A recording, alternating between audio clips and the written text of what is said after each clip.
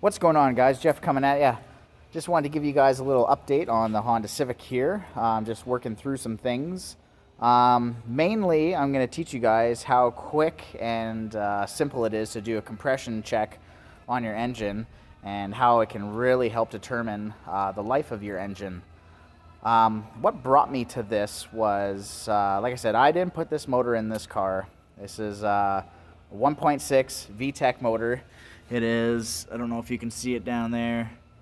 It's a D16Y8, which is an OBD2 VTEC motor out of like a 96 to 2001 Honda Civic.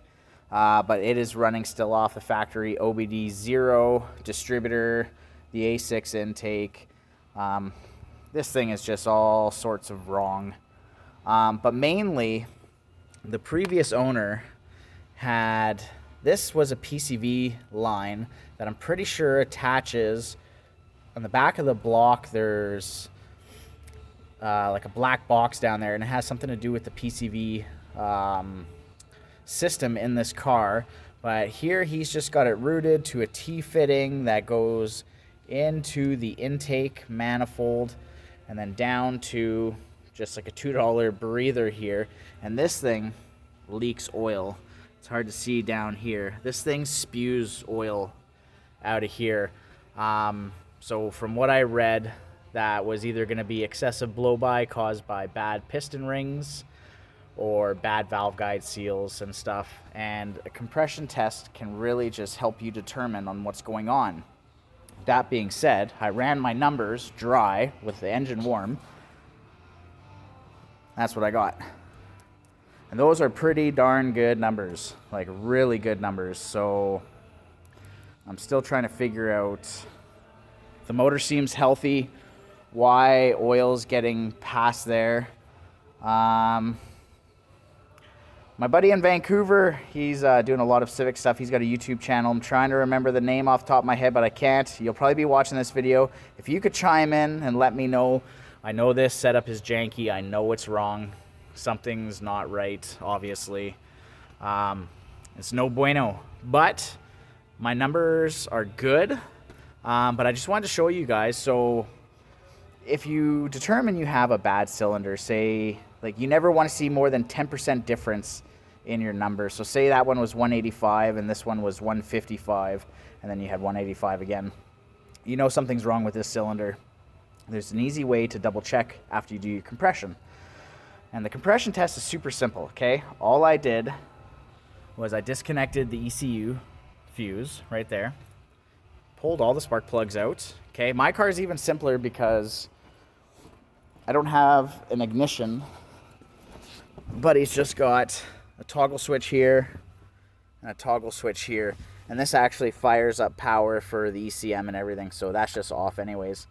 And basically, with your foot to the floor, your throttle body has to be wide open. Crank the motor over a few times and record your findings. And like I did that, and everything's good. Now, that's a dry test. So say you have a 10% difference and you want to figure out if it's rings or if it's valves. There's a simple way to do it. Okay, so I've done all my numbers already. So these two were 185s and these two were 180s. So theoretically, these are weaker. So there could be something going on with either the rings or up in the cylinder head with valve guides or valves and stuff like that. And what you want to do is grab your old trusty squirt bottle here, get some oil in there. I don't really know what's in there, but I'm doing an oil change afterwards, so it doesn't really matter. Get a couple of squirts down there. I get oil, hold on a second. Ooh.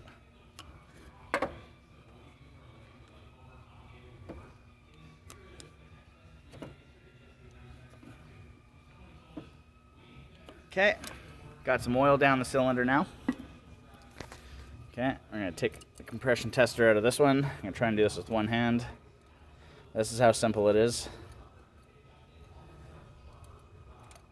Okay, that one's out. We're gonna stick it back in here now that it's got some oil in the cylinders. Okay, and this is called a wet test.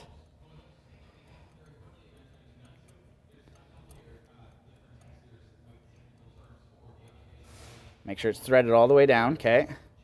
Double check, no compression, everything's good, 0.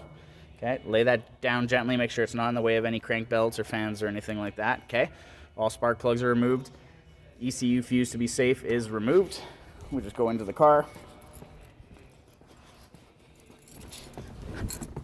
Clutch down for neutral safety switch. Accelerator all the way down. This is my start. Crank it over a couple times. Good. That's all it takes. Come back. Let's see. So there's 150, 160, 170, 180, and so it looks like it's 185 now. So it's went up. Okay, and then what we do is take away. So now I come here. Okay, so now wet.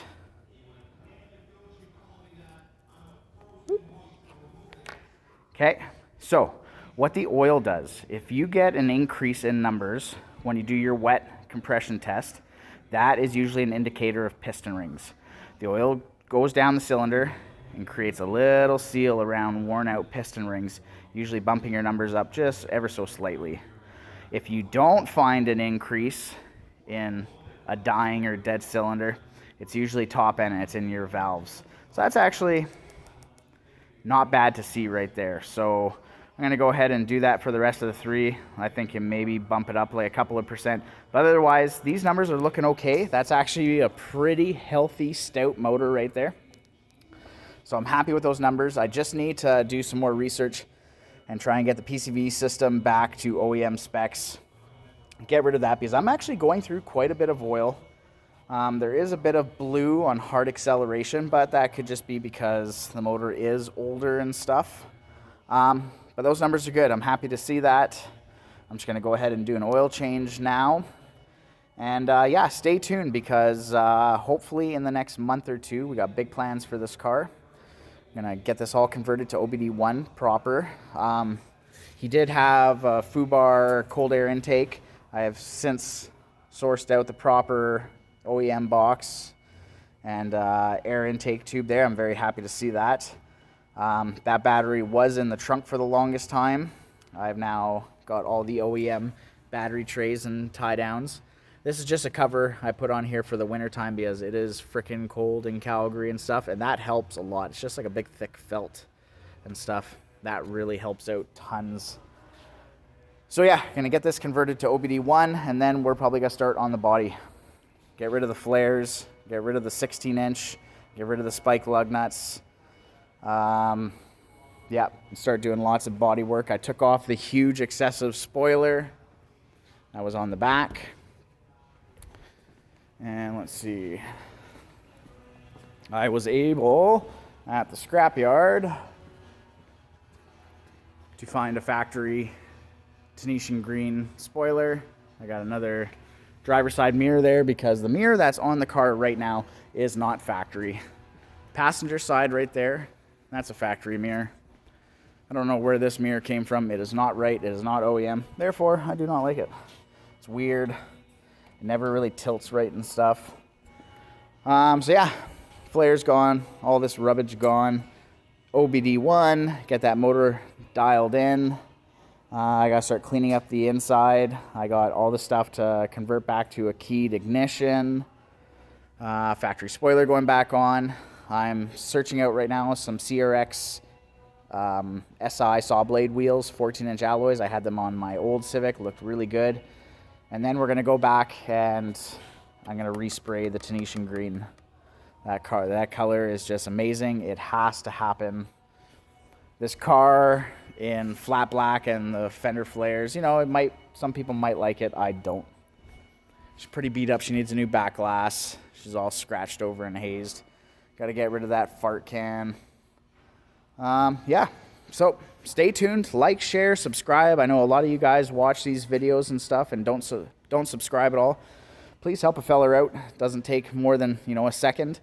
Hit that subscribe button, hit the bell notification button. I'd really like to keep doing a lot more of these videos for you guys. So stay tuned. Hope all is well, and we'll talk to you guys soon.